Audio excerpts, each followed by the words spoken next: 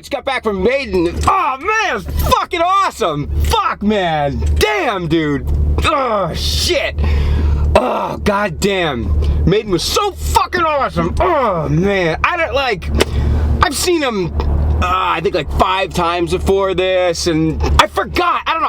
I guess I like forgot as to how awesome like Iron Maiden is, you know? It's not to say like wasn't excited for it or anything, but oh man, just like, I don't even know where to start. You know what? Like, I don't think there's much that I can say that's not already out there. I mean, this tour's been on the road now for a while, but you gotta experience it, you know? Shit. I don't know if this video is gonna be useful at all, but like, this is a legacy tour, so you're gonna have Run to the Hills, you're gonna have Trooper, you're gonna have Revelations, probably, you know, we had Aces High this time around, but like, so it's got the staples, but they also opened up with the first 3 cuts from Senjutsu, and like, the thing of it is that like, I'll say this, right, I like most of the entire Maiden catalog. The only one that I started to get like a little bit like sleepy on, although not really, not entirely, but was Book of Souls. But yeah, Book of Souls had a bunch of really fucking big bangers on it. It absolutely did, you know? You know, the Book of Souls, the track, If Eternity Should Fail, Speed of Light is enormous. Speed of Light? Yeah, that was not Book of Souls. Yeah. So you know, I started to get a little sleepy. You know, Red and the Black's another banger and everything. But then Senjutsu came out, and a little bit of the same thing, a little bit more. However, though, I don't know. I think it's just one of those things where it's like, you go to see the show live, you know, you get to experience the songs, you know what I mean? You get to experience them live, and like, that, maybe it's just the fact that you're like in the element, you know, you're there, but like, fuck, man, like, and you know, and it's like songs that like I've heard played live by Maiden, you know, a million times before. Dude, Trooper was fucking awesome, man. Trooper, there's something about it. It's like, all right, we've all heard Trooper a million times on the radio, like, you know, and CD, streaming, whatever, you know. But just something about it this tour. I've seen it on Give Me Ed Till I'm Dead. I've seen it on Somewhere Back in Time. I think I'm pretty sure they played it on A Matter of Life and Death. But something about it on this tour, though, was just different. It was fucking, I don't know if it was louder, if it was just more like, shit, man. Kind of the same thing with Aces High, too. Maybe it's because of that big-ass plane. Jesus Christ, dude. Like, one of the awesome things about Maiden, I think that sets them apart a little bit from, like, Kiss. Maiden's got, like, these, and they've gotten, like, more and more, like, elaborate with it over the years, which is really cool. But it's like, you know, I feel bad, like, saying all this stuff, because all this footage is already out there. But when you're there, if you see the show live, you see this gigantic fucking Eddie head, probably the biggest, like, live Eddie that they've ever had. Maybe even bigger than the one that was on World Slavery Tour, or the Seventh Son Tour. But, like, this Eddie was just fucking huge, man. And I was in a friggin' nosebleed section. I was way the hell in the back. Alright, so let me just say something about the arena. The arena's, like, sound was pretty good. It was definitely pretty good, right? The layout of the arena, nobody gives a shit about this. It's Capital One Arena, right? Alright, so anyway. Dude, I don't know, man. Like, here's the thing I'm gonna say about Bruce, though, right? Tonight, I had the same thought about Bruce that I did when I saw him for, like, the 4th time on the Seventh Son reboot tour. So that was the last time I saw Maiden. That was 2012. It was on the Seventh Son tour, right? You know, Seventh Son rebooted. Is that like, okay, so when I saw him on that tour, this is what came to mind. I'm like, you know, I wouldn't be surprised if Bruce is on some sort of like growth hormone or something, or whatever. I mean, you know, like, nowadays we know enough about that sort of stuff to where you know, doctors are giving it out. It's not that big of a deal. I think you can administer it, you know, in safe doses but anyway though. So because I remember just seeing him on that Seventh Son tour and thinking like, Jesus Christ, man, this guy's been doing this for years already. And he's running around at full speed and jumping and dancing and all that shit. And that was 10 years ago. 10 years later, he's doing the same exact shit. The guy, and you know, you hear it a lot, you know, when you see like legacy acts, you hear people say like, oh, they, you know, Steven Tyler whoever, you know, Bret Michaels, Vince Neil, they haven't missed a beat. No, dude, Bruce Dickinson has not missed a beat. Jesus Christ, man. This man is on fire on stage. I don't know, I mean, whether he just like drank a whole bunch of Red Bull or something like that, but from what I suspect, the rest of the tour has been, you know, like this. And, no, he's just a maniac on stage, and I'm saying nothing new about Bruce's stage presence. You know, he's always been like very flirtatious with the crowd, very friendly with the crowd, welcoming. But, man, I mean, Steve Harris, same thing. Steve Harris is never slowed down. He's all over the place. Adrian's cool, you know, he's just kind of laid back. He's pretty cool. David's always very energetic. Yannick Gears, same thing. We know him, like, riding that, like, kind of horse thing that he does, you know. Nico, same thing, man. Just, like, tons of energy, comes out at the end, says hello to everybody, greets everybody, throws out his drum heads, throws out drumsticks. Oh, man, there's, like, really no way to do a good kind of wrap-up of something like this, because you just gotta experience it, you know? You really just have to experience it. But, like, alright, so if I had to describe the visual aspect of this show, you know, the people who sat down and put together the art direction behind it, and when I say that, I'm speaking very, very much about the lights, okay, the lighting, and the colors of the lighting. Alright, they had these two, like, chandelier-looking things, like, you know, hanging from the lighting rig, and it just added this very, like, here's the way I would describe it, right? This is the best word for it. It was classy, okay? It was classy, alright? You just got the feeling, that you were sort of like, switch the color scheme, you got the feeling that you were like, you were on the cover of Dance of Death. Dance of Death was a very, like, classy looking cover, right? And I think that it borrowed a lot of its imagery from that Eyes Wide Shut movie, you know, the famous, like, ballroom scene and everything. And this was sort of like a continuation of that. It was just a very classy, tasteful, but not in any way sacrificing, like, the metal from it. Hell no, man. And what was so cool about it, though, is that, like, dude, alright, it's like, the people there, right? So, yeah, you know what? That's fucking cool, right? Because if you're a metalhead, that was class to you. That was being in a classy kind of, like, environment. And fucking A, man, that's really cool, you know? And they were all, you know, walks of life at this show.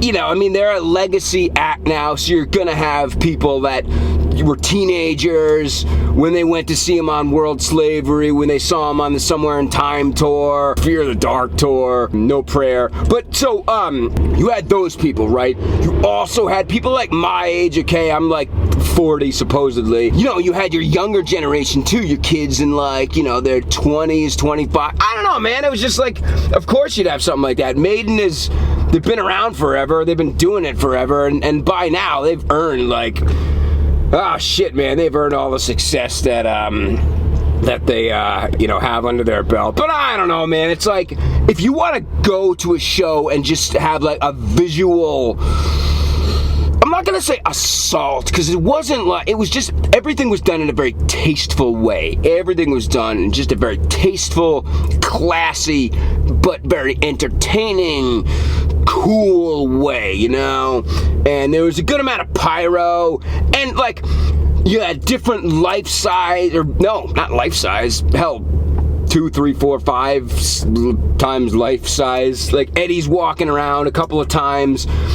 Bruce during, alright, so that was there were two fucking highlights for me, right? The first one was Flight of Icarus, because gun to my head, that is my favorite Iron Maiden song. Gun to my head, man, it's Flight of Icarus. That was the first Iron Maiden song I ever heard, and to this day, it is still my favorite. So I never got to see them. Well, no, they haven't played that on other tours. I think since, I could be wrong, but I think since World Slavery Tour. So I got to see it tonight, and it fucking ruled, man. Oh, and the Klansmen, I totally forgot. Like, I was psyched coming to the show because I knew they were gonna play the Klansmen, right? But I forgot about it during the set. Oh, man, so when they started playing Klansmen, I was like, I I don't know, man. It was a legacy, you know, it was one of the legacy tours, the greatest hits tours. And fucking A, man, like, I'm telling you, man, if you're sleeping on this tour, go, because something's different about it. I don't know what it is, man, but they just did such a fantastic job. Shit, dude. It's almost like I'm like letting out all my energy now after the show because I didn't go with anybody.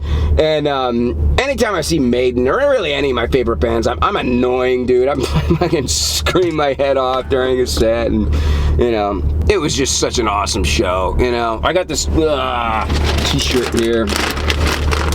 They had a lot of merchandise, man. They had a lot of different images, a lot of different designs. I think they probably had maybe like 13 or 14 different designs for t-shirts. And then they had like, you know, they had a hoodie and they had like this like soccer jersey type thing. It just said like Iron Maiden and then 22 on the back. But yeah, you know, I got this one. This is the, right there. This was important to me because it has on the back. It's got the not the world tour. It's got the USA tour, right? USA, like right there. You know, it's got all the dates for it and everything. So yeah, man.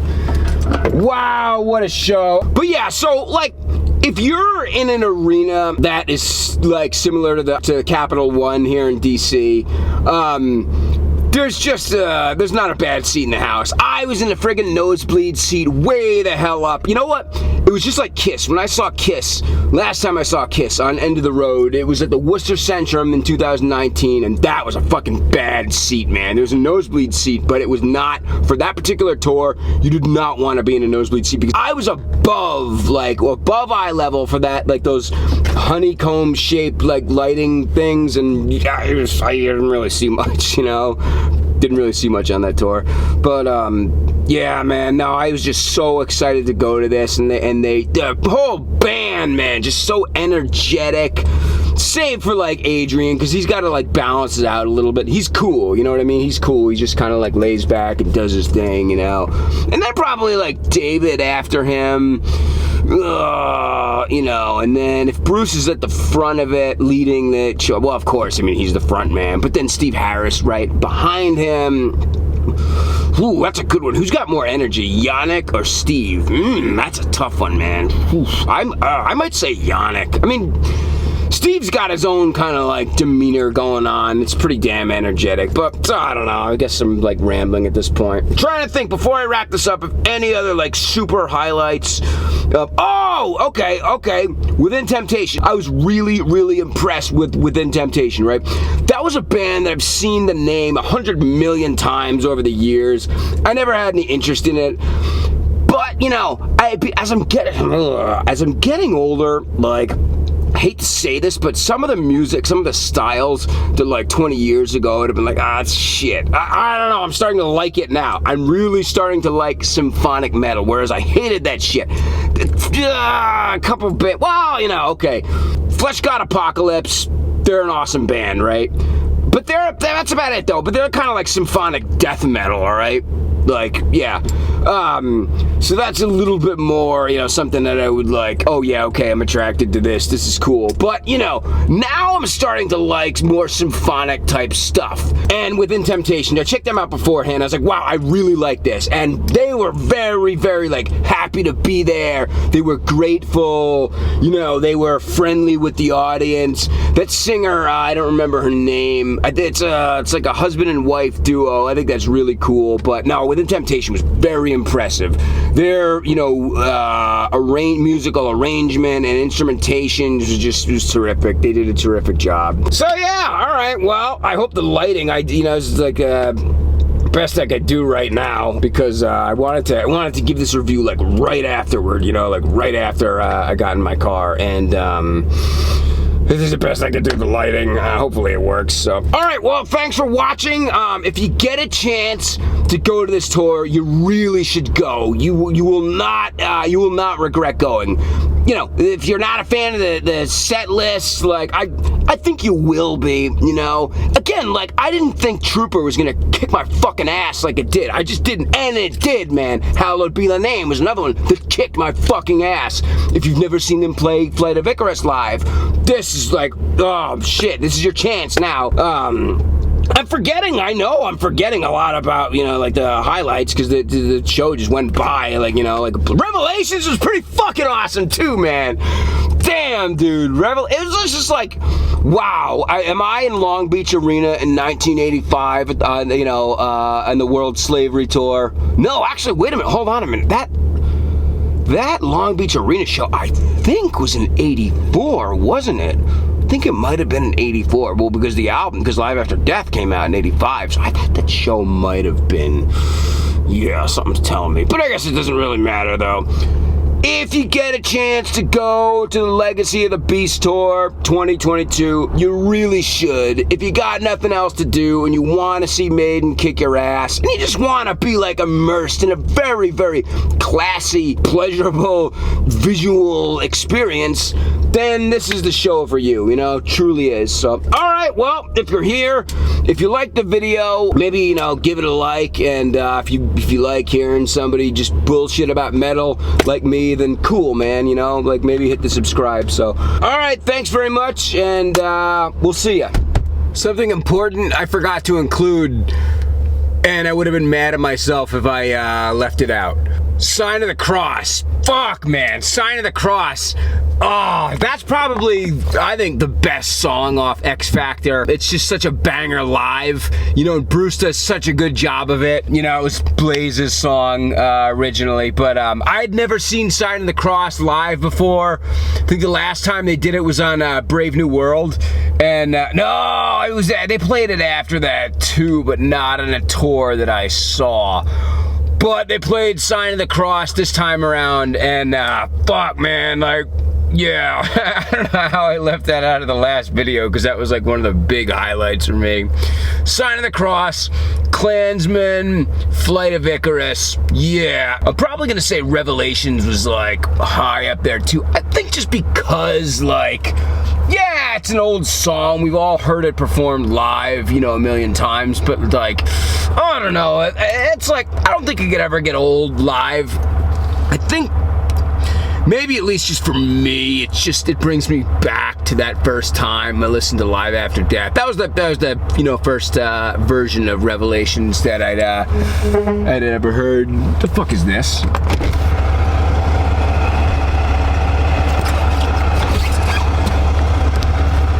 I'm in this guy's way. Ah. This is safe. But yeah, so anyway.